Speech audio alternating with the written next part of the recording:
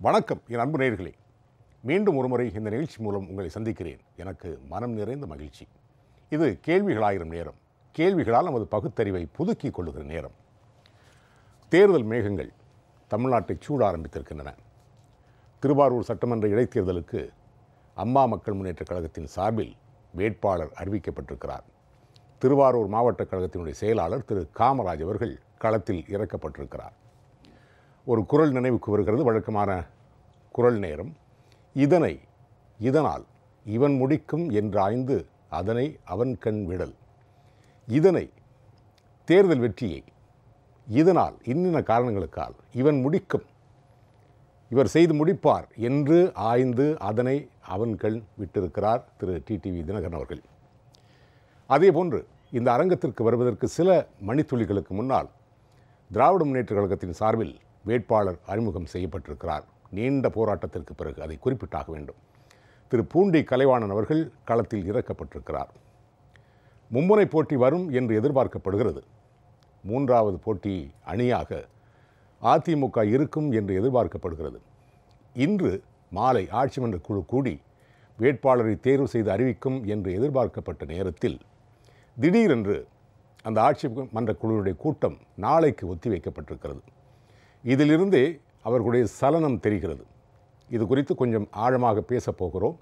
திருவாரூர் யாருக்கு வெற்றி மாலையை கொடுக்கும் என்பது பற்றி ஒரு ஆழமான அலசலை இந்த நேரத்தில் நாம் பார்க்க இருக்கிறோம். அரங்கத்திற்கு இந்த விவாதத்துக்காக 3 விருந்தினர்கள் வந்திருக்கிறார்கள். அவர்களை உங்களுக்கு நான் முதலில் அறிமுகம் செய்கிறேன். திரு வெங்கடேஷ் அவர்கள் ஊடகவியலாளர், அவரை அன்போடு வரவேற்கிறேன். வணக்கம். திரு இதயதுல்லா காங்கிரஸ் கட்சியைச் சேர்ந்தவர், அவரையும் அன்போடு வரவேற்கிறேன். வணக்கம். வாழ்த்துக்கள்.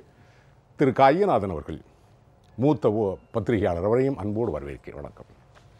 திரு வெங்கடேஷ், ஆழமான அலசலுக்கு போகிறதுக்கு முன்னாடி சில சந்தேகங்களுக்கு விடை தெரியணும். கஜா புயலை காரணம் காட்டி இந்த தேர்தலை நிறுத்த வேண்டும் என்று உயர்நீதிமன்றத்திலும் உச்சநீதிமன்றத்திலும் ஒரே நேரத்தில் வழக்குகள் போடப்பட்டன. அது சம்பந்தமாக ஒரு கேள்வி திரு இதயதுல்லா அவர்களுக்கு இருக்குது. அதுக்கு முன்னாடி சென்னை உயர்நீதிமன்றம் ஒரு தெளிவான பதிலை சொல்லியிருக்கிறது. கஜா புயல் காரணமாக இதை தள்ளி போட முடியாது. காரணம் என்னென்னா, தேர்தல் ஆணையத்தினுடைய அனுமதியை பெற்று நிவாரணப் பணிகளை மேற்கொள்ளலாம், எந்த தடையும் இல்லை. எனவே இடைத்தேர்தலுக்கு தடை விதிக்க முடியாது என்று தெளிவாக சொல்லியிருக்கிறது. இப்போ உச்சநீதிமன்றம் அதை விசாரணைக்கு ஏற்றிருக்கிறது. உங்களுடைய பார்வையில் உச்சநீதிமன்றத்துடைய தீர்ப்பு எப்படி இருக்கும்னு நினைக்கிறீங்க? என்னுடைய உயர்நீதிமன்றம் எப்படி அதை ஏற்றுக்கொள்ளவில்லையோ அதே மாதிரி தான் அதுக்கான அதே வகையில் தான் நீங்கள் உச்சநீதிமன்றத்திலும் அந்த தீர்ப்பு இருக்க போகிறது. ஏனென்றால் நீங்கள் மிக தெளிவாக தேர்தல் ஆணையம் ஒரு விஷயத்தை பிரித்து சொல்லிவிட்டது. அதாவது கஜா புயலுக்கு செய்யப்பட வேண்டிய நிவாரணப் பணிகள், அதற்காக ஒதுக்கப்பட வேண்டிய திட்டங்கள், நிதி, அதை எல்லாத்தையும் தடை பண்ண வேண்டாம். அது தனியாக நடந்து கொண்டிருக்கிறது, அது நடக்கட்டும். அது இயல்பாகவே நடைபெற வேண்டிய விஷயங்கள். அதையும் தேர்தலையும் நீங்கள் ஒன்றிணைத்து பார்க்க வேண்டிய அவசியம் இல்லை என்பதை மிக தெளிவாக சொல்லிவிட்டார்கள். அந்த புரிதல் தான் நிச்சயமாக உச்சநீதிமன்றத்துக்கு இருக்கும். உச்சநீதிமன்றத்தினுடைய தீர்ப்பில் நம்ம அப்படித்தான் வரப்போகிறது. ஏனென்றால் ஒன்றை காரணம் காட்டி இன்னொன்றை நிறுத்திவிட முடியாது. இப்போ நீங்கள் இயல்பாகவே இந்த தேர்தல் என்பது நடைபெற்றாக வேண்டிய தேர்தல், அதற்கு தடையாக ஏதேனும் இருக்குமானா என்றால் நீங்கள் சட்ட ரீதியாக எந்த தடையும் இல்லாத பொழுது, வேற நடைமுறை ரீதியாக வேற எந்த தடையும் இல்லாத பொழுது, மேலும் இந்த கஜா புயல் அதற்கான வச்சிருக்கிற காரணம் ஒன்றுதான், கஜா புயல் நிவாரணத்தை ஒழுங்காக மேற்கொள்ள முடியாது. அதுதான் ஒரே காரணம். நிவாரணத்தை மேற்கொள்ள முடியாதுன்னு சொல்ல வேண்டியது நீங்க அது மாநில அரசு, மனுதாரர் மாநில அரசு அதை சொல்லல. நீங்க மாநில அரசு நீங்க எப்படி இருந்தாலும் அங்க இருக்கக்கூடிய அது ஒரு மாவட்டம் தான். நீங்க அந்த கஜா புயலுடைய பாதிப்பு என்பது ஏராளமான பிற பகுதிகளை உள்ளடக்கியது. அது வெறும் ஒரு மாவட்டம் தவிர சுருங்கி போனது கிடையாது. அப்படி இருக்கும்போது அந்த மொத்த மாவட்டத்துக்கு ஒரு தேர்தலை, ஒரு மாவட்ட ஒரு குறிப்பிட்ட தொகுதி தேர்தலை வைத்துக்கொண்டு நீங்க மொத்தத்தையுமே நிறுத்தவும் முடியாது. அப்போ இது எல்லாத்தையும் ரெண்டுமே. ஆனா இன்னொன்னு நான் என்ன சொல்றேன், சைமல்டேனியஸா நடக்க வேண்டிய விஷயம். இது எதுக்கு நீங்க ஒன்னத்தை காரணம் காட்டி இன்னொன்னதெல்லாம் நிறுத்த வேண்டிய அவசியம் கிடையாது. எங்கேருந்து அதுக்கான தேவை வருது அப்படின்னா, போதுமான அளவு நிவாரண பணிகளை மக்களிடம் கொண்டு போய் சேர்க்கவில்லை என்றால் அவர்கள் நிச்சயமாக அந்த அதிருப்தி இருக்கும், அந்த அதிருப்தியினால் பாதிப்பு இருக்கும், அது தேர்தல் ரீதியாக தங்களுக்கு ஒரு பின்னடைவை ஏற்படுத்தி விடலாம் என்று ஆட்சியாளர்கள் கருதுவார்களே. ஆனால் அதுதான் இதுக்கான காரணமாக இருக்க முடியுமே தவிர, மற்றபடி இயல்பாக இரண்டுமே சைமல்டேனியஸா ஒன்றோடு ஒன்று இணைந்து ஒருங்கிணைந்து நடைபெற வேண்டிய விஷயமா தான் நான் பார்க்கிறேன். உச்சநீதிமன்றமும் அதைத்தான் நான் சொல்லு நான் எதிர்பார்க்கிறேன். திரு ஐயநாதன், ஆமா, உங்களுடைய பார்வையில் நிச்சயமாக சந்தேகம் என்னன்னா, இப்போ உயர்நீதிமன்றம் தீர்ப்பு அளித்த பிறகு உச்சநீதிமன்றம் விசாரணைக்கு ஏற்றிருக்கிறது. அதனால பற்றி ஒன்றும் இல்லை. அடிப்படையில் என்ன அப்படின்னீங்கன்னா, இந்த ஒரு இன்ஸ்டிடியூஷன் இன்னொரு இன்ஸ்டிடியூஷனை மதிக்கணும் அப்படின்ற ஒரு ஒரு வழிமுறையை வந்துட்டு பொதுவாக கடைபிடிக்கிறாங்க. அது எப்படின்னீங்கன்னா, தேர்தல் ஆணையம் அது ஒரு தன்னிச்சை சுதந்திரமான ஒரு அமைப்பு. அதே மாதிரி இந்தியாவினுடைய உச்சநீதிமன்றம் அப்படின்ற அந்த இடமும் ஒன்றத்தை இவங்க அறிவிச்சிட்டாங்க அப்படின்னோம்னா பொதுவாக அவங்க தலையிட மாட்டாங்க. அது அந்த ப்ராசஸை நாங்கள் வந்துட்டு ஆரம்பிச்சிட்டோம், தேர்தல் நடவடிக்கைகளை நாங்கள் தொடங்கி விட்டோம் அந்த அறிவிப்பின் மூலம்னு அவங்க தலையிட மாட்டாங்க. சரி, எல்லாம் பிறகு பார்த்துக்குருவோம் அப்படி தான் சொல்லுவாங்க. அதையும் தாண்டி இதை இது பண்ணியிருக்கு அப்படின்னோம்னா வந்துட்டு அந்த மனுதாரர் ஏதாவது ஒரு காரணத்தை அவர் சொல்லியிருக்கலாம். அதாவது இந்த நிவாரணம் என்கின்ற பெயரில் வாக்காளர்களை வந்துட்டு இவங்க செல்வாக்கு செலுத்தி தங்களுக்கு சாதகமாக திருப்ப முடியும் என்பதற்காகவோ அல்லது மற்ற ஒரு காரணத்தையோ சொல்லியிருக்கலாம். அதை அவங்க ஆராயலாம். ஆனால் அதுக்கு நேர் எதிரான ஒரு நிலையும் ஒன்று இருக்குது. அது என்ன அப்படின்னீங்கன்னா, அப்போது இந்த தேர்தலுக்காக அப்போ நிவாரணப் பணிகள் அப்படின்றத வந்துட்டு முடக்க முடியுமா? அது வந்துட்டு ஆட்சி நிர்வாக பணி ஏற்கனவே நடந்துவிட்ட ஒன்று. இது குஜராத்திலும் ஏற்பட்டது, நாங்கள் கவனிக்கணும். நீங்கள் அப்போ பண்ணும்போது இந்த நிவாரணப் பணி அப்படின்றது எந்த விதத்திலும் தேர்தல் நடவடிக்கையோடு சம்மந்தப்படுத்த முடியாது. அது நடந்து கொண்டுதான் இருக்க வேண்டும். அதில் எந்த விதத்திலும் தேர்தல் ஆணையம் தலையிடாது அப்படின்றத வந்துட்டு திட்டவட்டமான ஒரு சின்ன விஷயத்தை நான் உங்களுக்கு நினைவுபடுத்த விரும்புகிறேன். திரு முத்தரசன் அவர்கள் ஒரு குற்றச்சாட்டு சொல்லியிருக்காங்க. ஆமாம், அதாவது நிவாரணப் பணிகள் என்ற பெயரில் தேர்தல் ஆதாயத்துக்காக இந்த பணிகளை பயன்படுத்தக்கூடாது அப்படின்னு அது ஒரு வாய்ப்பு இருக்குல்ல. அதான் முதல்ல சொன்னேன். அதான் அந்த மாதிரி வந்துட்டு சொல்றேன். இப்போ இதில் என்ன அப்படின்னீங்கன்னா வந்துட்டு இங்கே நம்ம ஒன்று நல்லா நீங்கள் ஒன்று கவனிக்கணும். அது ஒரு நல்ல இடத்துக்கே வந்துருச்சு. திருவாரூரை பொறுத்த வரைக்கும் நாகை புதுக்கோட்டைக்கு பிறகு மிகவும் பெரிய அளவிற்கு பாதிக்கப்பட்ட ஒரு மாவட்டம் அது. அதுவும் அந்த திருவாரூரை பொறுத்த வரைக்கும் அந்த பாதிப்பு அப்படின்றது மிக அதிகமாக அது கொரடாச்சேரி வட்டம் அப்படி தவிர மற்றபடி எங்கள் கிராம பகுதியில் மற்ற எல்லா இடத்துலையும் பார்த்திங்கன்னா சரியான பாதிப்புகள் ஏற்பட்ட ஒரு பகுதி. அந்த இடத்துல இது வரைக்கும் செய்ய முடியாத நிவாரணத்தை இந்த தேர்தலை வச்சு செஞ்சிங்கனாலே மக்கள் புரிஞ்சுக்குவாங்க. அது சரி, இது வரைக்கும் இத்தனை நாளாக வராதுன்னு இன்றைக்கி வந்தியா அப்படின்னு கேட்குற இடம் தான் தஞ்சாவூர். அந்த தஞ்சை மண்டலமே அப்படின்னா இத்தனை நாள் எங்கடா போனேன் அப்படி தான் கேட்பாங்க. அப்போ அந்த மாதிரி ஒரு இடம். அதனால வந்துட்டு ஒன்று மாறுன்னு நினைக்கிறேன். ரெண்டாவது இன்னொரு முக்கியமான ஒரு இடம் என்னங்கன்னா, இந்த இடத்தை பொறுத்த வரைக்கும் இந்த அரசு செய்ததற்கு இது வந்துட்டு ஒரு சோதனையான ஒரு தேர்தலாக அமைஞ்சிருச்சு. அது யார் எப்படி என்ன அடிப்படையில் செஞ்சாங்கன்றது அப்பாற்பட்ட விஷயம். இது ஒரு சோதனை தான், எல்லாருக்குமான இது ஒரு சோதனை களம் தான் அப்படின்னு அமைஞ்சிருச்சு. அதனால் இது வந்துட்டு இந்த செல்வாக்கு மாற்றிடும், அந்த செல்வாக்கு அந்த மக்களை வந்துட்டு திசை திருப்பிடும், அது இவங்களை கொண்டு வந்துடும் அப்படின்றதெல்லாம் வந்துட்டு எதுவும் இல்லை. அமைதியாக வாங்கி வச்சுக்குவாங்க அப்படின்றது வந்துட்டு உண்மை இன்னைக்கு இருக்கிற நிலையில்.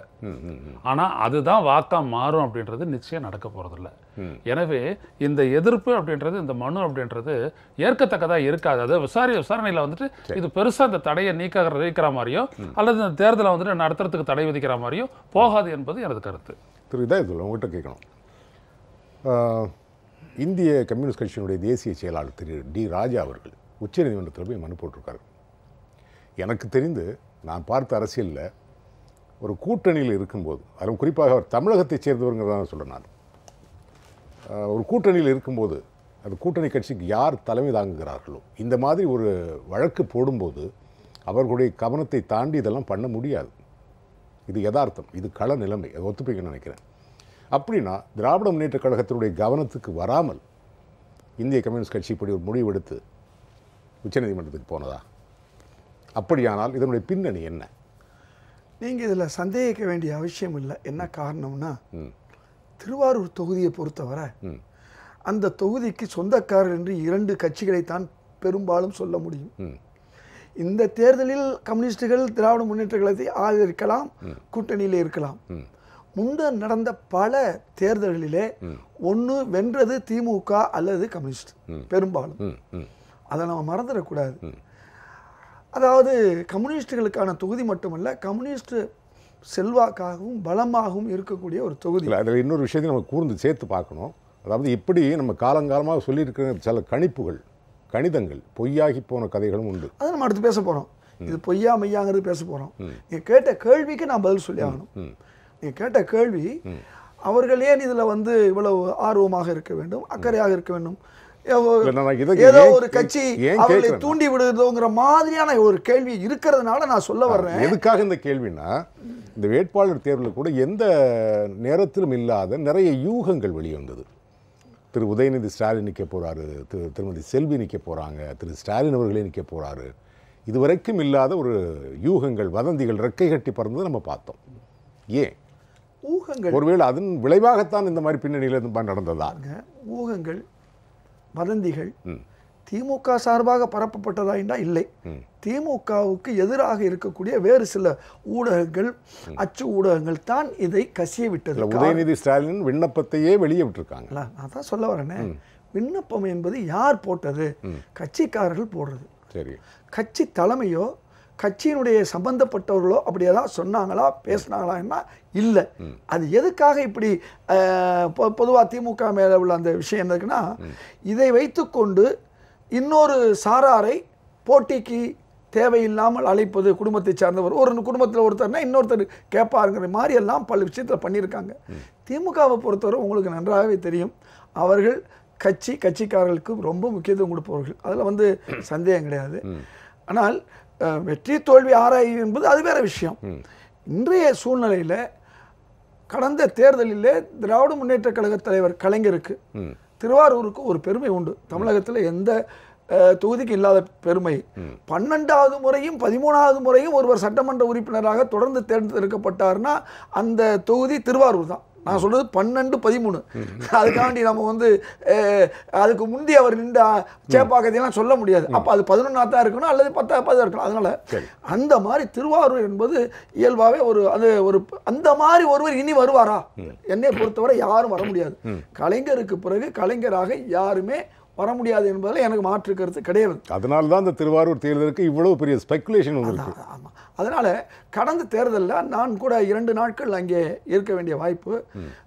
இன்னும் சொல்லப்போனால் அந்த தொகுதியினுடைய அமைப்பு உங்களுக்கு பார்த்தீங்கன்னா மற்ற தொகுதிகளில் ஒரு வித்தியாசம் இருக்குது. பெரும்பாலான ஜாதி ஏதாவது ஒன்று இருக்குங்கிறதும் இல்லை. பரவலாக உங்களுக்கு வெள்ளாளர்கள், அடுத்த நிலையில் தாழ்த்தப்பட்டவர்கள், 3வது முஸ்லீம்கள், அடுத்து சிறு, இந்த மாதிரி இருக்கக்கூடிய ஒரு இடம். இப்படி பரவலாக இருந்ததுனால கலைஞர் அவர்கள் மிகப்பெரிய வெற்றியை பெறக்கூடிய வாய்ப்பு இருந்தது, அன்று இருந்தது.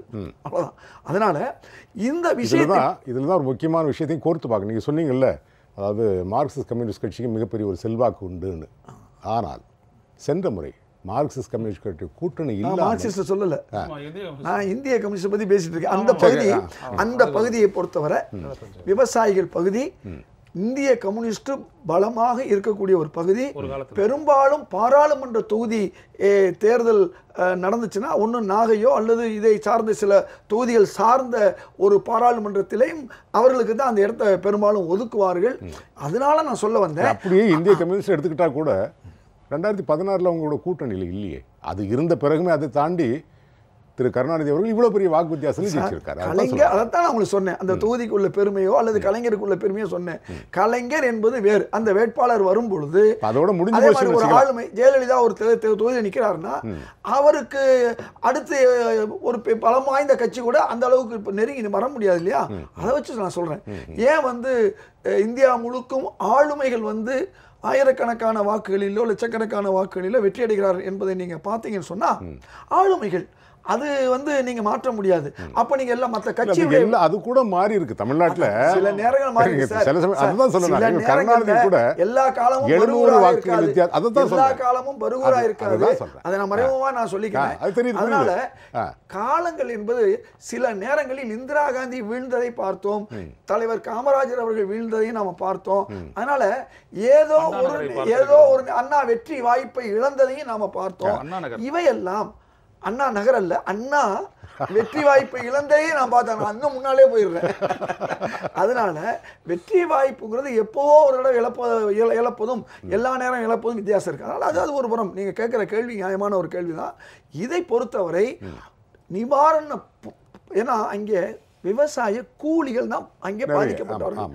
இன்னைக்கு முதலாளிகள் தென்னை மரங்களும் தவுக்கு மரங்களும் சவுக்கல்ல தேக்கு மரங்களும் பாதிக்கப்பட்டாலும் மிகப்பெரிய பாதிப்பு இன்னைக்கு கூலிகளுக்கு வேலை இல்லை, விவசாய கூலிகளுக்கு.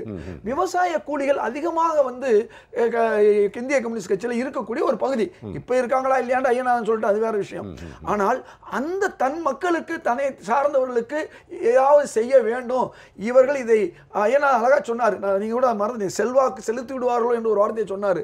இந்த பணத்தை கொடுக்கக்கூடிய அல்லது பொருள்களை கொடுக்கும்போது இவங்க ஏதாவது இதை வைத்துக்கொண்டு வாக்குகளை பெற்றுவிடலாம் என்ற அந்த ஒரு தந்திரத்துல தான் நடந்திருக்கு. உங்களுக்கு நல்லா தெரியும். இந்த அரசு என்ன செய்யுதுன்னா, ஆகஸ்ட் 2ஆம் தேதி போஸ் இறக்குறார் திருப்பரங்குன்றத்துல. ஆகஸ்ட் 7ஆம் தேதி கலைஞர் இறக்குறாரு. ஆனா நடந்தது என்ன தெரியுமா உங்களுக்கு? இன்றைக்கு போஸுடைய தேர்தல்ல நீதிமன்றத்துல போய் தேர்தல் நாங்க பிப்ரவரியில் நடத்துவோம் என்று உத்தரவாதம் அளித்த பிறகும் கூட அந்த இதை ஏன் இன்னைக்கு நடத்தல? நீங்க ரெண்டையும் சேர்த்து நடத்திருக்கணும். இந்த பாஜக ஒரு தந்திரம் பண்ணுச்சு இல்லையா, ஹிமாச்சலமா குஜராத்தான் ரெண்டும் சேர்ந்து அறிவிக்க வேண்டிய நேரத்துல என்ன பண்ணாங்க? ஹிமாச்சலத்தை அறிவிச்சிட்டு குஜராத்ல செய்ய வேண்டிய காரியங்கள்லாம் செஞ்சுட்டு அனௌன்ஸ் பண்ணாங்க இல்லையா? அதே வேலைதான் தேர்தல். எப்படி ஆர்பிஐயோ, எப்படி இடிஐயோ, எப்படி ஒவ்வொரு ஐயும் எஸ்பிஐ கையோட கூட்டிட்டு போய் பணத்தை வாங்கி கொடுத்ததோ, இது மாதிரி இந்த செலெக்ஷன் கமிஷன் ஆஃப் இந்தியா இசிஐயையும் தன் கையிலே வைத்திருக்கிறார்கள். எல்லா ஐயையும் தன் கையிலே வைத்திருக்கிறார்கள். கைக்காரர்கள் கூட இப்படி செஞ்சதில்லை. கையில்லாதவர்கள் தன் கையிலே வைத்திருக்கக்கூடிய ஒரு காலம்னால ரெண்டையும் நடந்திருக்கணும். 5 நாள் முந்தி திருப்பரங்குன்றத்துல போஸ் இறக்குறாரு.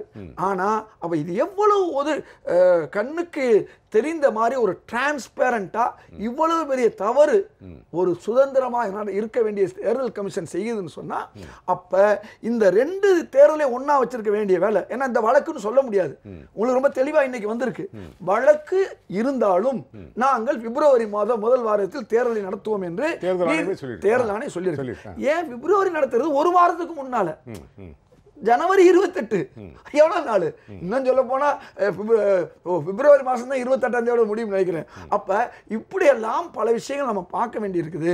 இந்த அடிப்படையில் இன்றைக்கு இந்த வழக்கு போனதோ, வழக்கு தீர்ப்பு நாளைக்கு சுப்ரீம் கோர்ட்டு சொல்ல, சில நேரங்களில் உயர்நீதிமன்றம் சொல்லதை மாற்றி சுப்ரீம் கோர்ட்டு சொன்னதும் உண்டு, உயர்நீதி சொன்னதை அப்படியே சொன்னதும் உண்டு.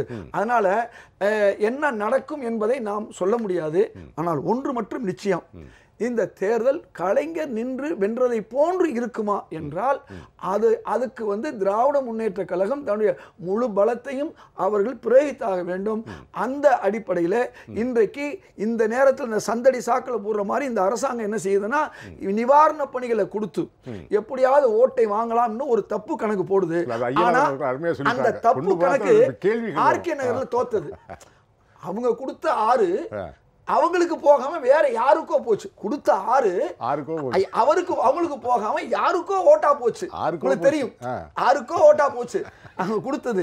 ஆனா முதல்ல அவருக்கான தான் கொடுத்தாங்க, பிறகு அவர் இல்லாதனால அது அவருக்கு தான் போச்சு. ஆனால் இவர்களுக்கு போல, கொடுத்தவர்களுக்கு போல 89 கோடி என்று சொன்ன அந்த காரியம் கூட ஒண்ணுமில்லாம போச்சு. அந்த 89 கோடி இன்னைக்கு அவங்க பின்னால ஒரு கெட்ட பேரா தொடர்ந்துகிட்டு இருக்கு. 89 கோடி என்பது இன்னைக்கு எதுல இருக்குது? வழக்குல இருக்குது, நம்முடைய விசாரணையில இருக்குது, இன்கம் டாக்ஸ் வருமான வரி துறையில இருக்குது. இன்னைக்கு அந்த மந்திரி தலையை பிச்சுக்கிட்டு இருக்கிற அளவுக்கு 89 இருக்கு. ஆனா பயனடைந்தவர் வேற ஒருவர். 89 இவங்க கொடுத்தாங்க, 89,000 வேற ஒருத்தருக்கு போயிடுச்சு. வாக்கு ஒரு முக்கியமான சந்தேகம் இப்போ எல்லாருக்குமே இருந்துகிட்டு இருக்கு. ஒரு நியாயமான கேள்வி தான். எலெக்ஷன் கமிஷன் நீதிமன்றத்துமே சொல்லியிருக்கு, பிப்ரவரி 3ஆம் தேதிக்குள்ளே நாங்கள் தேர்தல் நடத்த போகிறோம் அப்படின்னு திருப்பரங்குன்றத்துக்கு. இந்த ரெண்டையும் சேர்த்து நடத்துறது அவங்களுக்கு என்ன சிக்கல் இருக்க முடியும்? இல்லை சார், அதில் இதுக்கு பின்னணியில் என்னதான் இருக்குது? இல்லை நீங்கள் நீதிமன்றம் ஒரு வழக்கு இருக்குது அப்படின்னு சொன்னாவே நீங்கள் மிக தெளிவாக அவர்கள் அதனுடைய முடிவுகள் மேறாமல் இப்போ நீங்கள் அவங்க வேறு அடுத்த காரியங்களுக்கு போக மாட்டாங்க. இப்போ உதாரணமாக இப்படி எடுத்துக்கோங்க, இந்த 18 பேருடைய கேஸ்லேயே கூட இப்போ இவங்களுக்கு இந்த மாதம் 25ஆம் தேதி வரைக்கும் கால அவகாசம் இருக்குது. 90 நாள் வரைக்கும் நீங்கள் அவங்க போய் மேல்முறையீடுக்கு போக முடியும். அப்போ நீங்கள் ஏன் நீங்கள் வைக்கலன்னு நீங்கள் கேட்க முடியாது. ஏன்னா அவர்களுக்கான உரிய அவகாசத்தை கொடுத்தாக வேண்டும். அது பிப்ரவரி மாதம் டேட் கொடுக்கறதுக்கு என்ன இது இருக்குது? அதுக்கு முன்னாடி தீர்ப்பு வந்துருமா அப்போ திருப்பரங்குன்றத்துக்கு? இல்லை தீர்ப்பு வந்துருமா இல்லை. நான் என்ன கேட்கிறேன், அது கோர்ட்ல கேஸா இருக்கும்போது எந்த ஒரு அமைப்புகளும் இதை எடுத்துக்கொண்டு மேலே செல்லாது. இந்த கேள்வி அதனால தான் கேட்கிறேன். தீர்ப்பு வழக்கு அங்கே இருக்கும்போது இவங்க ஒரு டேட் கொடுத்து 8ஆம் தேதிக்குள்ள நாங்கள் தீர்ப்பு, அந்த அஃபிடவிட் என்ன, அது ஏன் அப்படி 28ஆம் தேதிக்குள்ள நாங்கள் பண்ணிடுவோம்னு சொன்னாங்கன்றது எனக்கு இப்போ புரியல. ஆனால் நிச்சயமாக நான் அன்னிலேருந்து ஒரு விஷயம் சொல்லியிருக்கேன், கோர்ட்ல கேஸ் இருக்கும்போது இந்த மேலே முன்னெடுத்து செல்லவே முடியாது. அதுக்கான ஏன்னா உத்தரவுகள் வராது. இப்போ நீங்கள் நேரடியாக இந்த 18 பேருடைய விஷயத்தில் அதுதான் நம்ம பார்க்குறோம். இப்போ நீங்கள் அவங்களுக்கு 25ஆம் தேதி வரைக்கும் அவர்களுக்கு வாய்ப்பு இருக்கிறது. அதுல எனக்கு ஒண்ணு புரிஞ்சுக்க முடியுது. 25ஆம் தேதியோட அந்த கெடு முடிகிறது நாள் முடிஞ்சதுன்னா அது எந்த தடையும் இல்ல. இப்ப இன்னைக்கு வரைக்கும் அம்மா மக்கள் முன்னேற்ற கழகம் நாங்கள் மேல்முறையீட்டுக்கு போகவில்லை என்று வாய்மொழியாக சொன்னாலும் கூட அந்த வாய்மொழி இதை ஏத்துக்க முடியாது. அந்த நாள் கடந்த பிறகு பண்றதுக்கு ஒரு அர்த்தம் இருக்கிறது. ஆனால் இங்கே எந்த அடிப்படையில் பிப்ரவரி 8ஆம் தேதினு சொல்லியிருக்கு தேர்தல் கமிஷன்? எனக்கு அதான் புரியல. எனக்கு இந்த அது வந்து எதுக்காக அப்படி போய் ஒரு அஃபிடவிட் சொல்லணும் அப்படின்னு எனக்கு தெரியல. பட் ஆனால் என்ன ஒரு விஷயம் நான் புரிந்துக்கிறேன்னா, நீதிமன்றத்தில் என்ன விதமான தீர்ப்புகள் வருமோ அப்படிங்கிற ஒரு அச்சம், ஒரு எண்ணம், ஒரு அந்த சந்தேகத்திற்கு பார்ப்பட்டு நிறுத்தி வைத்திருக்கிறார்கள், அதனால் அறிவிக்காமல் இருக்கிறார்கள் என்பதைத்தான் நான் வந்து வெளிப்படையாக என்னால் புரிந்து கொள்ள முடிகிறது. இன்னொரு பக்கம் யூகமாக சில விஷயங்கள் சொல்லப்படுகின்றன. அதாவது இது வந்து ஒரு ஆழம் பார்ப்பதற்கான தேர்தல், இதை வந்து நீங்கள் திமுக எப்படி இருக்கிறது அல்லது வந்து அங்கே தமிழகத்தில் இருக்கக்கூடிய செல்வாக்கு எப்படி இருக்குது என்பதையெல்லாம் ஆழம் பார்ப்பதற்கான ஒரு உத்தியாக இது வந்து பாஜக பயன்படுத்துகிறது என்ற ஒரு கோணத்திலும் இதை வந்து அலசுகிறார்கள். ஆனா எனக்கு செல்வாக்கு எந்த கட்சிக்கு எவ்வளவு இருக்குன்னு தெரிந்து கொள்வது கூட்டணி காய்கள் நகர்த்துவது இருக்கலாம். நான் என்ன சொல்றேன், இப்படி வந்து ஒரு வாய்ப்பு தன்னிச்சையாக எழுந்து வந்ததென்றால் அதையும் வேண்டாம் என்று நிச்சயமாக பாஜக சொல்ல போவது இல்லை. நான் எப்பவுமே சில விஷயங்களை வந்து நம்ம பனம்பழம் வந்து காக்கா உட்கார பனம்பழம் வர மாதிரி இதெல்லாம் சில விஷயங்கள் இப்படி நடந்துக்கலாம். இப்போ இதை நாம் வந்து இந்த ஒரு பேரோமீட்டராக வைத்துக் கொள்ள முடியுமா? இப்போ என்னுடைய அடுத்த கேள்வி என்னன்னா, இப்போ ஒரு திருவாரூர் தேர்தல் என்பதை, இடைத்தேர்தல் என்பதை ஒரு மொத்த பாராளுமன்ற தேர்தலுக்கான ஒரு பேரோமீட்டராக அல்லது மக்களுடைய மனதை நாம் புரிந்து கொள்வதற்கான ஒரு சின்ன ஒரு சொற்று இதுக்கு ஒரு பருக்கையாக நம்ம ஒரு சொற்று, ஒரு பானை சொற்றுக்கு ஒரு பருக்கையாகலாம் நம்ம இதை பார்க்க முடியுமான்னா எனக்கு தெரியல. ஏன்னா அது முற்றிலும் வேறு விதமான தேர்தலாக இருக்க போகுது. நாடாளுமன்ற தேர்தல் என்பது முற்றிலும் வேறு விதமாக இருக்க போகிறது. அப்படின்னும் போது அங்கே பேசப்பட வேண்டிய பிரச்சனைகள் வேறு, அங்கு முன்னிலைப்படுத்தக்கூடிய தலைமைகள் வேறு, இதெல்லாம் மாறும்பொழுது சூழ்நிலைகள் நிச்சயம் அப்போ மாறப்போகுது. இப்போ அதனால இந்த இடைத்தேர்தலை நாம் தனியாக மட்டுமே புரிந்து கொள்ள வேண்டும். இதை நாம் வந்து ஒரு நாடாளுமன்ற தேர்தலுக்கான ஒரு முன்னோட்டமாக பார்க்கலாமே தவிர, அல்லது அணி வகுப்புகளுக்கான அல்லது ஒரு அணி சேர்க்கைக்கான ஒரு ஆரம்ப புள்ளியாக பார்க்கலாமே தவிர, அதை வந்து ஒரு பேரோமீட்டராக வைத்துக்கொண்டு பார்க்க. இன்னொரு விஷயத்தை பார்க்கணுங்க, நாடாளுமன்ற தேர்தலுக்கு கூட இதுவரைக்கும் இல்லாத அளவுக்கு மாநில கண்ணோட்டங்கள் நிறைய மாநிலங்களில் தலைதூக்கி இருக்கிறது நம்ம பார்க்கணும். இப்போ இதுவரைக்கும் இல்லாத ஒரு இது உண்மையாகவே நான் நினைக்கக்கூடிய ஒரு விஷயம் என்னன்னா, இந்த தரம் 2019 நாடாளுமன்ற தேர்தல் என்பது உண்மையில் ஒரு தனிப்பட்ட ஒரு கட்சியினுடைய முழு செல்வாக்கில், முழு எண்ணிக்கையில் அவர்களுடைய ஆட்சியாக இருக்க போவது கிடையாது. இது வந்து மாநில கட்சிகளுடைய ஒருங்கிணைந்த ஒரு அணிகள் தான் அங்க போய் ஆட்சி செலுத்த போகணும். அது ஒன்று என்டிஏவா இருந்தாலும் என்டிஏவா ஆட்சியாக இருக்கும், அல்லது யூபிஏவா இருந்தால் யூபிஏ ஆட்சியாக தான் இருக்க போகும். வெகு சிலருக்கு ஒரு சந்தேகமே இருக்கு, இந்த அப்படி ஒரு கூட்டணியான ஒரு ஆட்சி அமைந்தால் அது நிற்குமா, நிலைக்குமா, நீடிக்குமா என்கிற சந்தேகம் உண்டு. இல்லை, நிச்சயமாக இந்த தரம் நிற்கும். ஏன்னா நம்ம வந்து மிக தெளிவாக ஒரு விஷயத்தை நம்ம புரிந்து கொண்டிருக்கிறோம். படிப்படியாக நம்முடைய ஜனநாயகம் முதிர்ச்சி அடைந்து வருகிறது, மக்களுடைய தேவைகள் முதிர்ச்சி அடைந்து வருகின்றன, மக்களுடைய புரிதல் முதிர்ச்சி அடைந்து வருகிறது. என்னதான் நீங்கள் மிக தெளிவாக நீங்கள் வந்து அங்கே வந்து ஒரு சிங்கிள் பார்ட்டியினுடைய கவர்மெண்ட்டை நம்ம அடுத்த லாஸ்ட் 4.5 வருஷமாக நம்ம பார்த்துட்டோம். என்ன நடந்ததுன்னு நம்ம பார்த்துருக்கோம். அப்போ இயல்பாகவே நம்மக்கிட்ட இப்போ என்ன ஒரு புரிதல் வந்திருக்கு, நாம இந்த செக்ஸ் அண்ட் பேலன்சஸ் ஒரு கட்சிக்குள்ள ஒரு கூட்டணிக்குள்ள தேவைப்படுகிறது. அப்படின்னும் போது அது வந்து ஐக்கிய முற்போக்கு கூட்டணியாக இருக்கலாம், இல்ல தேசிய ஜனநாயக கூட்டணியாக இருக்கலாம். ஆனால் அது கூட்டணிக்கான ஆட்சியாக தான் அமைய முடியுமே தவிர ஒரு தனிப்பட்ட ஒரு கட்சியினுடைய ஆட்சியாக அமைய வாய்ப்பில்லை. அதனாலதான் நீங்க இந்த சூழ்நிலையில தான் பயன்படுத்தி தான் மாநில கட்சிகள் தலை தூக்குகின்றன. மாநில கட்சிகள் தலை தூக்குகின்றன விட தங்களுடைய உரிமைகளை நிலைநாட்டிக் கொண்டிருக்கின்றன. ஒவ்வொருத்தரும் இப்ப நீங்க அந்த ஒவ்வொருத்தரும் அந்த பிடிக்குள்ள இருக்கணும். அந்த அனைத்து, அதாவது இதை நம்ம எப்படி பார்க்கணும்னா, நம்ம இதை வந்து ஒரு மாலையில தொடுக்கப்பட்ட பூக்களாகத்தான் நம்ம இந்த மாநிலங்களுடைய கட்சிகள் எல்லாம் நம்ம பார்க்கணுமே தவிர ஒண்ணுக்கு ஒண்ணு சண்டை போடுகிறதாக, ஒண்ணுக்கு ஒண்ணு வந்து ஒரு என்ன சொல்றது பிடிச்சு இழுக்கக்கூடிய கட்சிகளாக நாம் பார்க்கவில்லை. ஏன்னா இன்னைக்கு இருக்கக்கூடிய மனநிலையை ஒருங்கிணைக்கக்கூடிய கட்சியாக இன்னைக்கு காங்கிரஸ் இந்த பின்னணியிலிருந்து வேலை செய்கிறது. அதனால பல மாநில கட்சிகளில் சேர்றாங்க, சில மாநிலங்களில் சேர மாட்டேங்கிறாங்க. அது ஒரு பகுதி நடந்து கொண்டு இருக்குது. தேசிய ஜனநாயக கூட்டணி அது இது அதே மாதிரியான ஒரு அலைன்ஸ் ஒன்று உருவாயிட்டே இருக்கு. ஆனா என்ன நமக்கு நடக்கக்கூடிய ஒரு விஷயம் என்னன்னா, ஒன்று மாநில கட்சிகளுடைய தங்களுடைய செல்வாக்கை பலப்படுத்தி கொண்டு வருகின்றன. அதன் மூலமாக தேசிய அளவிலும் தங்களால் பங்களிப்பு செய்ய முடியும் என்பதை இவர்கள் உணர்ந்திருக்கிறார்கள். ரெண்டாவது அது போக இன்னொன்று, இப்போ தமிழ்நாட்டில் எடுத்துக்கிட்டா கூட தமிழ்நாட்டில் பாரதிய ஜனதா கட்சியினுடைய அரசால எவ்வளவு பாதிப்புகள் நேர்ந்தன என்பதை மாநில மக்கள் உணர்ந்திருக்கிறார்கள். அது ரெண்டாவது பகுதி. அதாவது இதுதான் நான் முக்கியமாக 2014 தேர்தலில் நீங்க பார்த்தீங்கன்னா ஒரு விஷயம் புரிஞ்சிருக்கும். அதாவது என்னன்னா, பிஜேபிக்கு விழுந்த வாக்குகள் ஒரு பகுதினா நெகட்டிவ் ஓட், கடந்த 10 ஆண்டு நடந்த காங்கிரஸ் ஆட்சியினால அதிருப்தி வாக்குகள் தான் அதை கூடுதலாக அதை கூட்டி கொடுத்தது. அப்போ அதே மாதிரி இன்னைக்கு நீங்க காங்கிரஸ் திமுகவினுடைய அணிக்கு கிடைக்கக்கூடிய வாக்குகள் என்பது ஒரு பாசிட்டிவ் ஓட்டுன்னு வைத்தோம்னா, பாஜகவுக்கு எதிராக விழக்கூடிய ஒரு எதிர்ப்பணி வாக்குகள் இருக்கு இல்லையா, அதுவும் அதோட சேர்க்கும். இப்ப நம்ம எப்பவுமே இந்த நெகட்டிவ் ஓட்ஸை வந்து நம்ம குறைச்சி மதிப்பிடக்கூடாது. அது கூடுதலான ஒரு எண்ணிக்கையை வந்து ஒரு கட்சிக்கு கொடுக்கும். ஆக்சுவலா அதுதான் நம்ம இதுல வந்து அந்த ஆன்டி இன்கம்பன்சியும் சேர்த்து தான் நம்ம புரிஞ்சுக்கணும். திரு ஐயநாதன் அவர்கள், இந்த திருவாரூர் தேர்தலில் இப்போ அரசியல்னு பார்க்கும்போது தான் பெரிய பிரச்சனைகள் எதுவும் இருந்த மாதிரி தெரியல. அரசியல் சம்பந்தமான பெரிய பிரச்சனைகளோ எதுவுமே இல்லை. ஆனால் அன்றாட பிரச்சனைகள் தான் எனக்கு தெரிந்து திருவாரூர் சட்டமன்ற தொகுதியினுடைய தேர்தல் முடிவை தீர்மானிக்கும் என்று நான் கருதுகிறேன். ஆமாம், உங்களுடைய கண்ணோட்டம்? நிச்சயமாக நான் அதான் அந்த 5 மாநில தேர்தல் முடிவுகளையே வந்துட்டு நான் அதுதான் சொன்னேன். இதுவரை இந்திய அரசியலில் காணாத அளவிற்கு எல்லா விதமான இந்த பிரித்து வாக்குகளை பெறக்கூடிய அந்த மாதிரி கொள்கைகள் எல்லாம் புறந்தள்ளப்பட்டு பொருளாதார பிரச்சனைகள் மையப்பட்டு அதன் பார்ப்பட்டு மக்கள் வாக்களித்ததனுடைய விளைவுதான் அங்கே ஏற்பட்ட ஆட்சி மாற்றங்கள் என்றேன். அது பார்த்தீங்கன்னா அதனால தான் அந்த டிஃபரன்சஸ் அப்படின்றது ரொம்ப கம்மியாக இருக்கும், ஆனால் சீட்டுங்களை ஜெயிச்சதுன்றது ரொம்ப அதிகமாக இருக்கும். அந்த மாதிரியான ஒரு மிகப்பெரிய ஒரு மாற்றம் அங்கே ஏற்பட்டிருக்குது.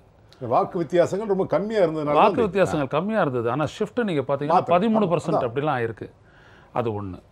அந்த மாதிரி இப்போ இங்கே நீங்கள் எடுத்துக்கிட்டீங்க அப்படின்னம்னா கூட நம்ம விவாதிக்கலாம். இப்போது இதுக்கு முன்னாடி இது இந்த நீதிமன்றம் எப்படி பார்க்கும், இல்லை தேர்தல் ஆணையம் எப்படி பார்க்கும், நம்ம இதெல்லாம் விவாதிக்க வேணாம்னு நினைக்கிறேன், என்னோட தாழ்மையான கருத்து. ஏன்னா அப்படியெல்லாம் விவாதித்து அதுக்கு ஒரு மரியாதை இருந்த காலமெல்லாம் போயிடுச்சு.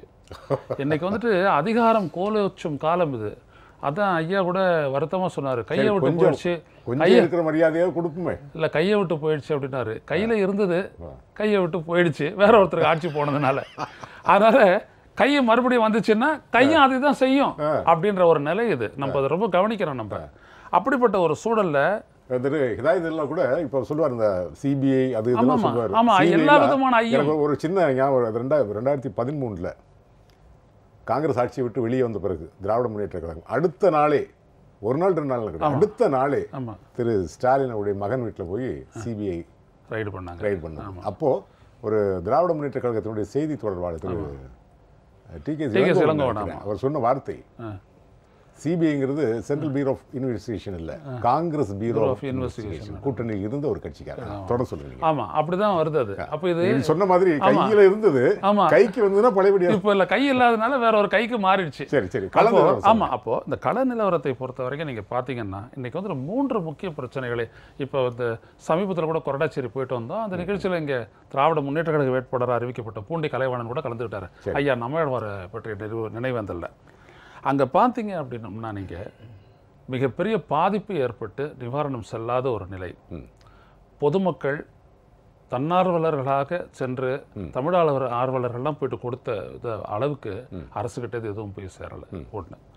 இன்னொரு பக்கத்தில் நீங்கள் பார்த்தீங்க அப்படின்னம்னா வந்துட்டு பொதுவாகவே விவசாயத்தை வந்துட்டு பாதிக்கக்கூடிய ஹைட்ரோ கார்பன் திட்டங்கள் வந்துட்டு மிகப்பெரிய அளவுக்கு நிறைவேற்றப்படக்கூடிய ஒரு பகுதி இந்த பகுதி. இந்த பகுதியில் தான் நீங்கள் பார்த்தீங்கன்னா தென்னஞ்சாறுன்ற ஒரு கிராமத்தில் அவங்க வந்துட்டு இதை எதிர்த்து போராடினாங்க அப்படின்றதுக்காக 298 பேர் மேலே வழக்கு போட்டாங்க. அந்த வழக்கை பதிவு செஞ்சு அவங்க என்ன பண்ணுறாங்கன்னா, அந்த ஊரில் இருக்க இளைஞர்கள் ஒரு வேளை வெளிநாட்டுக்கு போகக்கூடிய ஒரு வாய்ப்பு ஏற்பட்டுச்சுன்னா அதுக்கு பாஸ்போர்ட் கிடைக்காத மாதிரி ஒரு வழக்கு இருக்குது அப்படின்னு சொல்லிட்டு தடுக்கிற மாதிரி ஒரு மிகப்பெரிய அச்சுறுத்தலை இந்திய ஒன்றிய அரசுடைய உந்துதலால் அங்கே ONGC செய்து போலீஸ் வச்சுக்கிட்டு. இது இன்னொரு பக்கம். மூன்றாவது பக்கம் நீங்கள் பார்த்தீங்க அப்படின்னோம்னா கிட்டத்தட்ட அங்கே வந்துட்டு நீங்கள் இப்போ கூட நீங்கள் இன்றைக்கி கூட நீங்கள் போனீங்க அப்படின்னோம்னா ஒரு பக்கத்தில் நீங்கள் நீடாமங்கலத்தில் தாண்டி திருவாரூரை நோக்கி போகிறீங்க, ரயில்வே ஸ்டேஷனை நோக்கி போகிறீங்கன்னா ரோடு அந்த அளவுக்கு டேமேஜ் ஆகி கிடக்குது. இதுக்கு பெருசாக மழை கடையெல்லாம் வந்து இதெல்லாம் ஊற்றலாம் ரொம்ப நாளாகவே அப்படி தான் இருக்குது.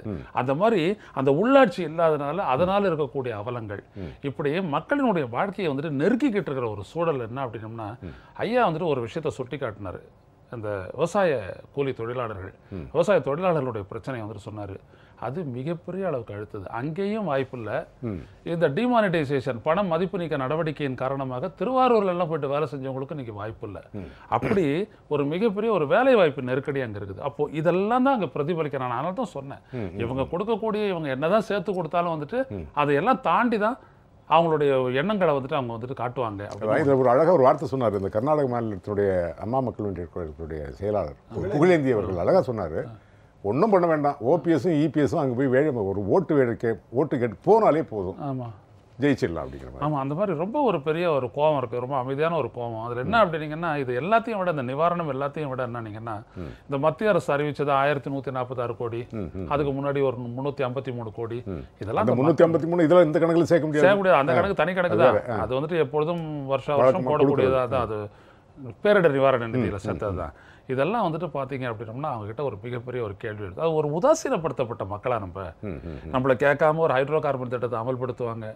நம்ம எந்த பாதிப்பு ஏற்பட்டாலும் அதை பற்றி கண்டுக்க மாட்டாங்க. ஒரு 600 ரூபாய், ஒரு 500 ரூபாய், ஒரு 113 ரூபாய் இப்படியெல்லாம் செய்வாங்களா இப்படின்ற ஒரு பெரிய கேள்வி. அந்த மாதிரியான ஒரு சூழல் வந்துட்டு அங்கே இருக்குது. அப்போது இதெல்லாம் வந்துட்டு எங்கே பிரதிபலிக்கும் யோசிச்சு பாருங்கள். அப்போ இந்த மாதிரி ஒரு தேர்தல் வந்துட்டு என்ன அப்படின்னா, இடைத்தேர்தலினுடைய முக்கியத்துவம் எங்கே இருக்குது அப்படின்னோம்னா, ஒரு கட்சி தனது பலத்தை நிரூபிச்சுக்கலாம் அப்படின்ற ஒரு கட்டத்தெல்லாம் இன்றைக்கி தாண்டி போய் இன்றைக்கி என்னென்னா மக்களினுடைய உண்மையான நிலை, குறிப்பாக கோபத்தை வந்துட்டு உணரக்கூடிய அந்த விதத்தில் வெங்கடேஷ் சொன்ன மாதிரி ஒரு பாரோமீட்டராக இருக்கும் இது. இப்போ இன்னைக்கு கூட திசை காட்டியாக கூட இன்னைக்கு கூட நம்ம பிரதமர் மோடி பேசியிருக்காரு. மணிப்பூர் போய் பேசிட்டு நான் இருந்த 4 ஆண்டு கால ஆட்சியில் 30 தடவைக்கு மேலே நான் வந்திருக்கேன். பத்திரிகைகளை படித்து தெரிகிறதுல நான் மக்களோடு நேரடியாக பேசி தெரிந்து கொள்கிறேன். அந்த லிஸ்ட்டில் தமிழ்நாடு இல்லை. கஜா புயலில் கூட இல்லைங்கிறது தான் இல்லை. அதுதான் இப்போ என்ன அப்படின்னீங்கன்னா, இங்கே தமிழ்நாட்டில் இந்த குறிப்பாக டெல்டா மாவட்டங்களில் எழும்பக்கூடிய கேள்வி என்னென்னா, நம்மளை என்ன புறக்கணிக்கப்பட்ட மக்கள் அந்த நாட்டில் அப்படின்ற ஒரு எண்ணம் வந்துட்டு அவங்களுக்கு ஆழமாக இருக்குது. ஏன் அப்படின்னோம்னா, வேற ஒரு இடத்துல வந்துட்டுலாம் நீங்கள் பார்த்தீங்க அப்படின்னோம்னா, இப்படிப்பட்ட இழப்புகளுக்கு கொடுத்த நிதி, கொடுத்த ஆதரவு அப்படின்றது இந்த இடத்துல எதுவுமே இல்லை. ஒன்றும் இல்லை. ஒரு முக்கியமான விஷயத்தை நான் சுட்டிக்காட்ட விரும்புகிறேன். ஒரு 20 நாளைக்கு வந்துட்டு தண்ணி கொடுக்க ஆள் இல்லை. அப்புறம் மக்களே பேசியிருக்கிறோம். மக்களே ஏற்பாடு பண்ணி, ஜெனரேட்டரை ஏற்பாடு பண்ணி தண்ணி கொடுக்குற அளவுக்கு மாவட்ட நிர்வாகம் அப்படின்றது வந்துட்டு சுற்றுலா அவங்களுக்கு வந்து கைவிட்ட ஒரு நிலை. இப்போ இதெல்லாம் எங்கே பிரதிபலிக்கும்னு நீங்கள் நினைக்கிறீங்க? அப்போது இது வந்துட்டு ஒரு வழிகாட்டல் தானே. இது வந்துட்டு என்ன பண்ண போகுது அப்படின்னோம்னா, இதற்கு மேலே எப்படி நீங்கள் செயல்படணும்னு சொல்ல போகுது. அதனால தான் சொல்கிறேன், இந்த தேர்தலில் யார் எப்படி நின்று அவங்க போட்டியிட்டாலும் சரி, இந்த தேர்தலை தீர்மானிக்க போகிறது அவங்களுடைய அந்த நிலவரம் தான், கள நிலவரம். அதுதான் முக்கியமானது இருக்கும். ஹிதாயத்துல்லா அவர்கள் சரியான வார்த்தைனா, அரசியல் கொள்கைகள் எனக்கு சோறு போடாது. இப்போ அடி வாங்கியிருக்கிறது திருவாரூர் மாவட்டத்து மக்கள். கஜா புயலில் அடி வாங்கிட்டு என்ன அடுத்த வேளை சாப்பாட்டுக்கு என்னென்னு தத்தளிச்சுக்கிட்ட நேரத்தில் கை கொடுத்தது யார் என்பதுதான் முக்கியமான கேள்வியாக இருக்கும். உங்களுடைய கொள்கை கோட்பாடுகள்லாம் பின்னாடி தூக்கி போடுங்க, அதெல்லாம் எனக்கு இப்போதைக்கு தேவையில்லை. இந்த சூழலில் தான் இன்றைக்கு நடைபெறுவதாக இருந்த அனைத்து இந்திய அண்ணா திராவிட முன்னேற்ற கழகத்தினுடைய ஆட்சி மன்ற குழு இன்றைக்கு நடைபெறுவதாக அறிவிக்கப்பட்டிருந்தது. வேட்பாளர்கள் நேர்காணல் நடக்கும்னு சொல்லி எல்லாரும் எதிர்பார்த்துருந்தாங்க. நீ வேட்பாளர் அறிவிப்பாங்க. நாளைக்கு ஒத்தி வச்சுட்ருக்காங்க. எதனால? உங்களுக்கு இன்று திமுகவும் அமமுகவும் சகோதரர் தினகரனுடைய கட்சியும் தங்களது வேட்பாளர்களை அறிவித்து விட்டது. உள்ளபடியே ஜெயலலிதா அவருடைய வேகம் இன்றைய ஆளுங்கட்சிக்கு இருந்திருக்குன்னா நேற்றே அறிவிச்சிருக்கணும். அந்த அம்மாவுடைய வேகம் என்றால் உங்களுக்கு நல்லா தெரியும். அப்போ அந்த அம்மாவுடைய வேகம் அவர்களுக்கு இல்லை.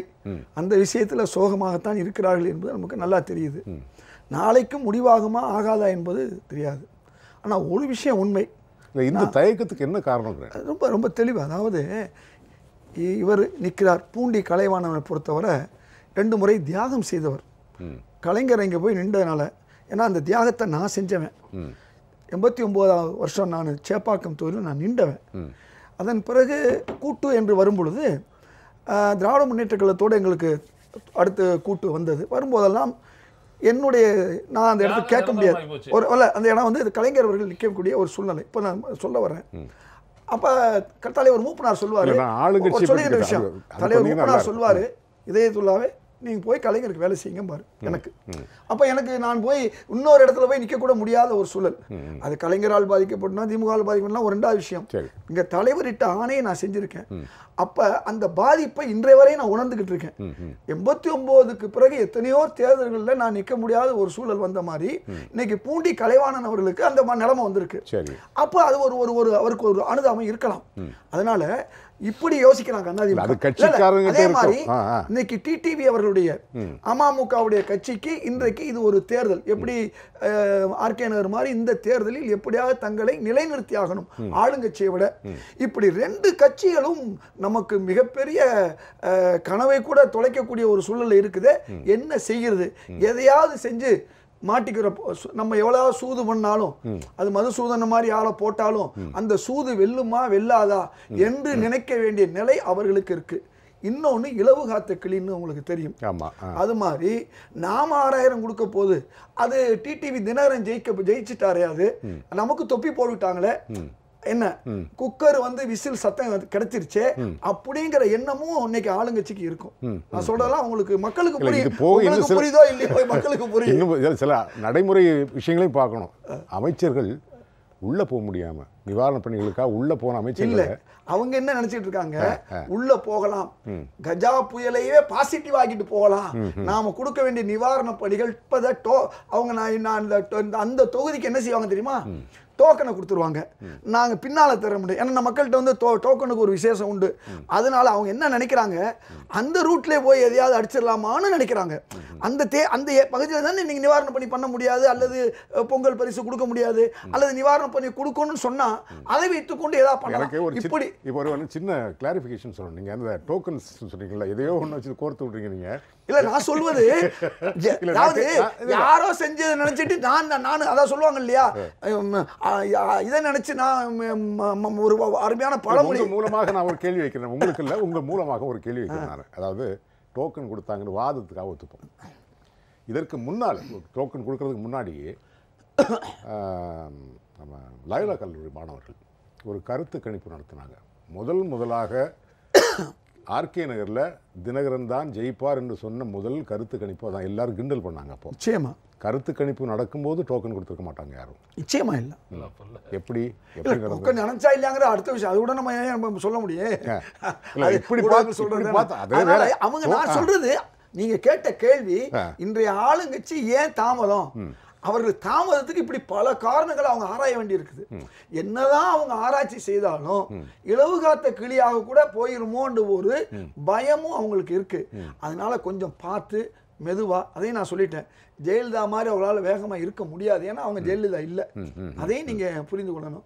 அதனால ஆளுங்கட்சி இவ்வளவு நமக்கு தேர்தல் கமிஷன் நம்ம நினைச்சதை அவங்க நடத்தி காமிச்சோம். மேல நான் சொன்னல, சகோதரோட சொன்னாரு, கை இருக்கும்போது சிபிஐனா காங்கிரஸ் வேணா இருக்கலாம்.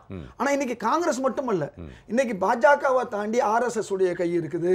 யாருடைய கையோ உள்ள போயிருச்சு. அதுதான் இங்க பிரச்சனை. நீங்க ஆமா, ஒரு கை இருந்தது, இன்னைக்கு பல கை. அதுங்கிறத நம்ம ஐயநாதன் ஐயம் இல்லாம புரிஞ்சு கொள்ளணும். யாரோ வந்து கை வைக்கிற அளவுக்கு ஆகி போச்சு. உர்ஜித் பட்டேல உர்ஜிதமா இருக்குன்னு நம்ம நினைச்சோம். ஆனா அவர் உர்ஜிதம் இல்லாம ஓடி போயிட்டாரு. அவரு என்ன காரணம், இவங்க தான் தேர்ந்தெடுத்தாங்க. அப்ப பிரச்சனை இங்க நீங்க அணுகும் பொழுது, இன்றைக்கு அங்கே உள்ள நேர்தல் கள நிலையை நான் விசாரிச்சேன். கடந்த 4 நாட்கள பல ஊருக்கு நான் ஃபோன் பண்ணி பார்த்தேன். அதுல எங்க இந்த வட்டி இல்லா கடன் வழங்கும் மையம்னு ஒன்று, ஏழை நிதியம்னு சொல்லுவோம், பல ஊர்களில் சொல்லும் பொழுது நீங்க உங்களுக்கு அங்கே அடியக்கமங்கலத்தில் ஆரம்பிச்சு புலிவலம், கொடிக்கால்பாளையம், திருவாரூர், கூத்தாநல்லூர், அத்திக்கடை, பூதமங்கலம், இப்படி சிறுபான்மை மக்கள் இருக்க ஊர்களுடைய கருத்தை கேட்டேன். முதல்ல வந்து ஒட்டுமொத்த மக்களுடைய கருத்தும் கேட்கும்போது அந்த மக்களுடைய ஒவ்வொருத்தருக்கும் ஒரு அபிலாஷை இருக்கு. இப்போ உங்களுக்கு கலைஞருக்கு ஏன் கடந்த முறை சிறுபான்மை மக்கள் பெரும்பாலும் ஓட்டு போட்டாங்க, அதே சிறுபான்மை மக்கள் பெரும்பாலும் ஆர்கே நகரில் தினகரன் அவர்களுக்கு போட்டாங்க. அதையும் நம்ம மறுக்க முடியாது. நீங்க பெரும்பான்மையான சிறுபான்மை மக்களுடைய ஓட்டு தினகரன் அவர்களுக்கு சென்றதனால்தான் ஆர்கே நகரில் வெற்றி பெற்றார். அந்த வாக்கை ஏன் மற்ற கட்சிகள் பெற முடியவில்லை? இங்கே என்ன பிரச்சனை என்பதை நான் கேட்கும் பொழுது சொன்ன வார்த்தை, பணம் மட்டும் சிறுபான்மை மக்கள் அங்கே எல்லாமே ஓரளவுக்கு வசதி. வெளிநாட்டு சொன்னாங்க, கலைஞர் அவர்கள் உங்க வீட்டு திருமணத்தில் என்னை பார்த்து சொன்னது, 3.5 விழுக்காடு நான் தான் தந்தேன், 5 விழுக்காடாக மாற்றுவேன், இல்லை இடஒதுக்கீடுன்னு சொன்னாரு. அந்த நன்றி கடனை நாங்கள் செஞ்சோம். 2 தேர்தலையும் செஞ்சோம். அந்த முதல் தேர்தல் வர முடியுன்றாங்க. இந்த விஷயத்தை இன்னைக்கு யாராவது கையில் எடுத்தார்கள் என்றால் நாங்கள் அப்படித்தான் போவோம். ஒன்று அது டிடிவி தினகரன் எடுக்கலாம், அல்லது ஆளுங்கட்சி எடுக்கலாம். ஆளுங்கட்சி நிச்சயமா எடுக்காது, அந்த அளவுக்கு இது இல்லை. அல்லது திமுகவை எடுக்கலாம். இப்படி நாங்கள் எங்களுடைய நீண்டகால கோரிக்கைக்கு தான் நாங்கள் வந்து செவி சாய்ப்புமே ஒழிய, அதனால நாங்கள் எதிர்பார்த்துக்கிட்டு இருக்கோம் இந்த மாதிரி கோரிக்கைகள் இருக்கு. இப்படி இவங்களை பார்த்தீங்கன்னு சொன்னால், தாழ்த்தப்பட்ட மக்களுக்கு வந்து அங்கே என்ன பிரச்சனை இருக்குன்னு சொன்னால், இன்றைக்கு பெரும்பாலும் பாதிக்கப்பட்டவர்கள், ஒரு ஐயனான்னு அழகாக சொன்னார், அதிகமாக வந்து விவசாய கூலிகள், அவர்கள் கையேறு நிலையில் இருக்காங்க. சரி, அப்போ அவங்கள 2 வகை இருக்குது. ஒன்று, ஏதாவது யார் இன்றைய நிலைமையில் என்ன செய்யலாம், இன்றைக்கு கிடைக்கக்கூடிய கலாக்காயா நாளைக்கு கிடைக்கக்கூடிய பலாக்காயா அப்படிங்கிற எண்ணத்திலையும் அவங்க ரெண்டு புறம் இருக்காங்க. இப்படி ஒவ்வொருத்தரும் ஒரு நிலையில இருக்கிறதுனால இன்னைக்கு ஏறத்தாழ 35,000 வாக்கள் சிறுபான்மை வாக்கள், அதை விட 10-15,000 வாக்கள் கூட நம்ம தாழ்த்தப்பட்ட மக்கள் வாக்குகள் இருக்காங்க. அதே மாதிரி கொஞ்சம் கூடுதலான வாக்கள் வெள்ளாளர்கள் இருக்காங்க. இப்படி எல்லா சமூகத்துக்கும் இன்னைக்கு ஒரு சரியான செய்தியை கொண்டு போகக்கூடிய கட்சிக்கு வந்து வெற்றி வாய்ப்பு இருக்கு. அது திமுகவை பொறுத்தவரை எதிர்க்கட்சியாக இருப்பதால், அமமுக எதிர்க்கட்சி தான், ஆனா திமுக வந்து ஒரு முதன்மையான எதிர்க்கட்சியாக இருப்பதால் மக்கள் இன்னைக்கு இந்த அரசுடைய அவலம், இந்த அரசு செய்திருக்கக்கூடிய அந்த மக்களுக்கு எதிர்ப்பு, மத்தியில் இருக்கக்கூடிய ஆட்சியோடு சேர்ந்து கொண்டு தமிழக மக்களுக்கு எதிரான ஒரு நிலை இருக்கிறதுனால இந்த ஆளுங்கட்சிக்கு யார் வேகமான எதிர்ப்பு இருக்கிறார்களோ அவர்களுக்கு நான் ஓட்டு வழங்கலாம் எண்ணத்திலையும் மக்கள் இருக்கலாம். நான் எதையுமே நான் ஊர்ஜிதமா சொல்லல. இது அந்த ஓட்டுகளை யார் ஆர்ஜிதமா எடுக்க போறாங்க என்பது காலம்தான் பதில் சொல்லும். சரி, திரு வெங்கடேஷ் அவர்கள் முக்கியமான கேள்வி தான் அது. சார் சொன்ன மாதிரி பிரதான எதிர்க்கட்சின்னு தான் நினச்சிக்கிட்டு இருந்தாங்க எல்லாரும், எப்போ ஆர்கே நகரில் கூட. ஆனால் நடந்தது என்பது நாடறியும். பிரதான எதிர்க்கட்சின்னு சொல்லிக்கிட்டு இருக்கோம். ஆனால் காலங்கள் மாறும்போது, களப்பணியில் இருக்கும்போது மக்கள் வேறு இதெல்லாம் திங்க் பண்ணுறாங்க, பழசையும் நினைக்கிறாங்க, இப்போ நடைமுறையில் உள்ளதுன்னு நினைக்கிறாங்க. இதை பற்றி பார்க்கும்போது அதிமுக இந்த களத்திலேயே இல்லைங்கிற மாதிரி தான் அரசியல் விமர்சகர்கள் பேசுகிறாங்க. என்னுடைய கருத்து அல்லது, நிறைய கட்டுரைகளை படிக்கும்போது கருத்து சொல்லும்போது கூட களப்பணி என்பது ரெண்டு பேருக்கும் தான், போட்டிங்கிறது அமமுகவுக்கும் திமுகவுக்கும் தான், அதிமுக இல்லைங்கிறாங்க. உங்களுடைய பார்வை என்ன? ஒரு பத்திரிகையாளனாக நான் பார்க்கும்போது ஒவ்வொருத்தருக்கும் இருக்கக்கூடிய இந்த ஸ்வாட் அனாலிசிஸ் நம்ம சொல்லுவோம். அதை வந்து வாய்ப்பு என்ன இருக்குது, பாதிப்புகள் என்ன இருக்குது, என்னென்ன விஷயங்கள் அவங்களுக்கு ஆதரவாக இருக்குது, எதிராக இருக்குன்னு நம்ம அந்த ஸ்வாட் அனாலிசிஸ்ன்னு சொல்லுவோம். இப்போ நீங்கள் ஒவ்வொரு கட்சியாக பார்த்தீங்கன்னு வச்சுக்கோங்களேன். இப்போ திமுக அப்படின்னு எடுத்துக்கொண்டா அங்கே ஏற்கனவே திரு கருணாநிதி அவர்கள் வென்ற தொகுதி என்பதனால் இருக்கக்கூடிய அண்ட் இன்றைக்கு அவர் வந்து இல்லை என்பதனால் இருக்கக்கூடிய ஒரு அனுதாபம் கண்டிப்பாக அவர் திமுகவுக்கு பயன்படும். ஒன்று. இரண்டாவது, அது தொடர்ச்சியாக அவருடைய ஒரு மண்ணின் மைந்தர்களாக இருக்கக்கூடியவராக இருக்கக்கூடியதுனால அது வந்து அது இயல்பாக அந்த ஒரு அணுக்கம் வந்து அந்த மக்கள் மத்தியில் இருக்குமே, ஆனால் அது கண்டிப்பா திமுக இல்ல, அது நான் தனியா ஒவ்வொருத்தரா சொல்லும்போது சொல்றேன். அதுவும் கண்டிப்பா அவருக்கும் உண்டு. அப்போ நிச்சயமாக திமுகவுக்கு அது பயன் தரும். மூணாவது, தேசிய அளவில் இன்னைக்கு வந்து திமுக காங்கிரஸ் இணைந்து ஒரு பெரிய அளவில் ஒரு கூட்டணி அமைத்திருக்கிறது எனும்பொழுது அது ஒரு மொமெண்டத்தை கொடுக்கும். அந்த மொமெண்டம் தான் மோஸ்ட் இம்பார்ட்டன்ட். இது மிக முக்கியமான ஒரு மொமெண்டமாக இருக்கு. நான்கு, எதிரே கொலைச்சி போட்டார்ல பேசுறாங்க. இல்ல, நான் என்ன சொல்றேன், ஒரு லெவல்ல நீங்க ஏதோ ஒரு மொமெண்டம் பில்ட் ஆயிருக்குன்னு வச்சுக்கோங்களேன். அந்த மொமெண்டம் அந்த ஊர்லயும் கண்டிப்பா பெரிய அளவுல வந்தது. அது இவர் வாயை கொடுத்து எல்லாத்தையும் கெடுத்துக்கிட்டாருன்னு சொல்றாங்க. இல்ல, அது ஒண்ணு இல்ல, நான் புரிந்து கொள்ற வரைக்கும் அந்த மாதிரி ஒரு மொமெண்டம் ஒன்று பில்ட் ஆச்சுன்னா அது அந்த கண்டிப்பாக அந்த ஊர்லயும் பயன்படும். நான்கு, இன்னும் அந்த ஏரியாவில் அல்லது தமிழகம் முழுசுமே ஒரு எதிரணி, அதாவது காங்கிரஸ் திமுகவுக்கு எதிராக ஒரு வலுவான ஒரு அணி இன்னும் உருவாகாத சூழ்நிலை ஒன்று இருக்கிறது. இது கண்டிப்பாக திமுகவுக்கு ஒரு பயனுடையதாக இருக்கும். இது வந்து திமுகவுக்கு இருக்கக்கூடிய சாதகமான அம்சங்கள். திமுகவுக்கு இருக்கக்கூடிய பாதகமான அம்சங்களையும் நம்ம யோசிச்சு பார்த்தோம்னா, அந்த இடத்துல நீங்க வந்து இப்போ இன்னைக்கு திரு பூண்டி கலைவாணன் அவர்களை அங்கே நிறுத்தியிருக்கிறார். அப்போ கண்டிப்பாக அது ஒரு செய்தியை கொண்டு போய் சேர்க்கும். என்னவென்றால், அங்கே அவர்கள் முன்னாடி பார்த்தீங்கன்னா குடும்ப உறுப்பினர் ஒருத்தரை நிறுத்துவார்களோ என்ற ஒரு பேச்சு இருந்தது. அது இல்லை, அங்கே இருக்கக்கூடிய ஒரு கட்சிக்காரரை நிறுத்தியிருக்கிறோம் அப்படிங்கிறது ஒரு நல்ல செய்தியாகவும் இது இந்த இடத்துல கூடுதலாக சேர்த்துக்கலாம். ஆனால் இந்த இடத்துல நீங்கள் எவ்வளோ வலுவாக மீண்டும் நீங்கள் அதே அளவுக்கு ஒரு கலைஞர் அளவுக்கு நீங்கள் அந்த இடத்துல நீங்கள் பிரச்சாரத்தை மேற்கொண்டு தன்னால் அந்த இடத்தை நிரூபிக்க முடியும் என்பதை திமுக தன்னை வந்து நிரூபித்துக் கொள்ள வேண்டிய அவசியம் ஒன்று இருக்குது. இரண்டு, அதை விட மிக முக்கியமானது, திரு முக அழகி அவர்கள் ஒரு சின்ன இடையூறு, மன்னிக்கணும். இப்போ நீங்கள் சொன்னீங்களே அந்த பூண்டி கலைவாணர் பற்றி ப்ளஸ் சொல்லும்போது கொஞ்சம் ஒரு சின்ன பின்னணி நீங்கள் பார்க்கணும். அதை ஒருவேளை உங்களுக்கு ஞாபகப்படுத்த விரும்புகிறேன். பூண்டி கலையரசன் அவருடைய ஒரு சகோதரர், அவர் படுகொலை செய்யப்பட்டார். மணல்மேல் சங்கர்னு ஒருத்தர் இருந்தார், அவர் படுகொலை செய்யப்பட்டார். அவர் கூட உள்ளவர்கள்லாம் இருந்தாங்க.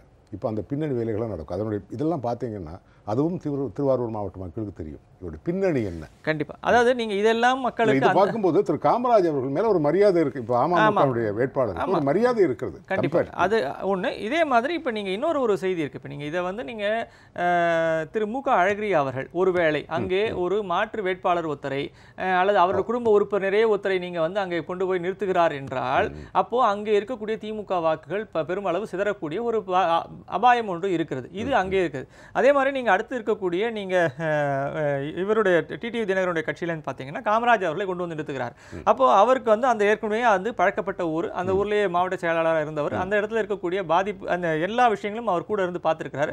ஒன்று, திரு டிடிவி தினகரன் அவர்களே அந்த தொகுதியில் இப்போ நீங்கள் தொடர்ச்சியாக பல தரம் வந்து பயணம் மேற்கொண்டிருக்கிறார். அதுவும் கஜா புயலுக்கு அப்புறம் தொடர்ச்சியாக பயணம் மேற்கொண்டிருக்கிறார். அந்த மக்களோட போய் பார்த்திருக்கிறார். அப்படின்னும் போது அது ஒரு பெரிய அணுக்கத்தை அந்த மக்கள் மத்தியில் ஒரு எதிர்பார்ப்பை ஏற்படுத்தும். நிச்சயமாக அது ஒரு பெரிய ஒரு நல்ல அம்சங்களாக டிடிவி தினகரனை பற்றி இருக்கக்கூடிய அபிப்பிராயம் பிளஸ் நீங்க கண்டிப்பாக காமராஜை பற்றி இருக்கக்கூடிய நல்ல அபிப்பிராயம் இதெல்லாம் அந்த ஊர்ல வந்து அவருக்கு மிகப்பெரிய ஒரு சாதகமான அம்சமாக அந்த இடத்துல ஊருக்கு கூடவே நீங்க சொன்ன மாதிரி அவர் மண்ணின் மைந்தராக இருப்பதனால் அதுவும் கண்டிப்பாக அந்த மக்களுக்கு போய் சேரக்கூடிய ஒரு அந்த செய்தியும் போய் சேருவதற்கான வாய்ப்பு இருக்கிறது.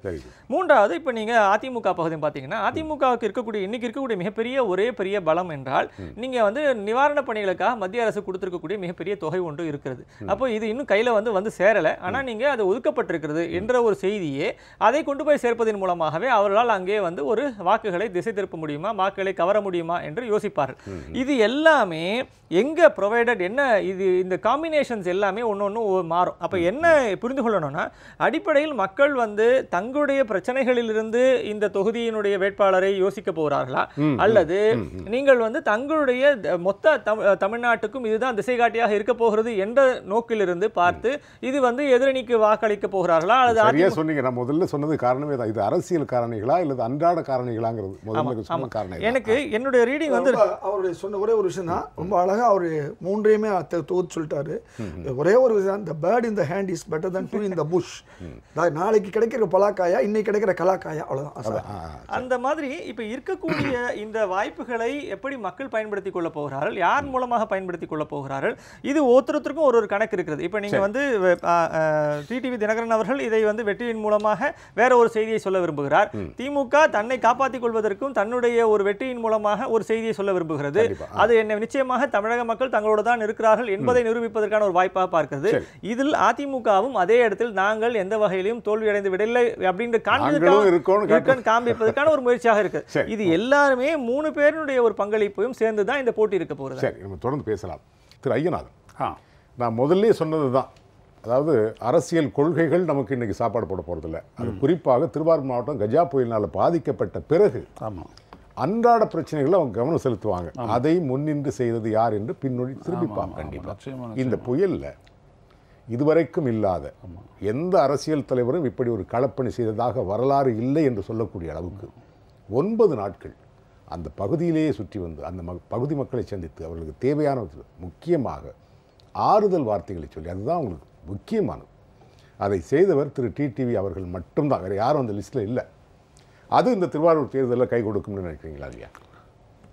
அதாவது நிச்சயமாக அப்படிப்பட்ட விடயங்கள் தான் கை கொடுக்கும்.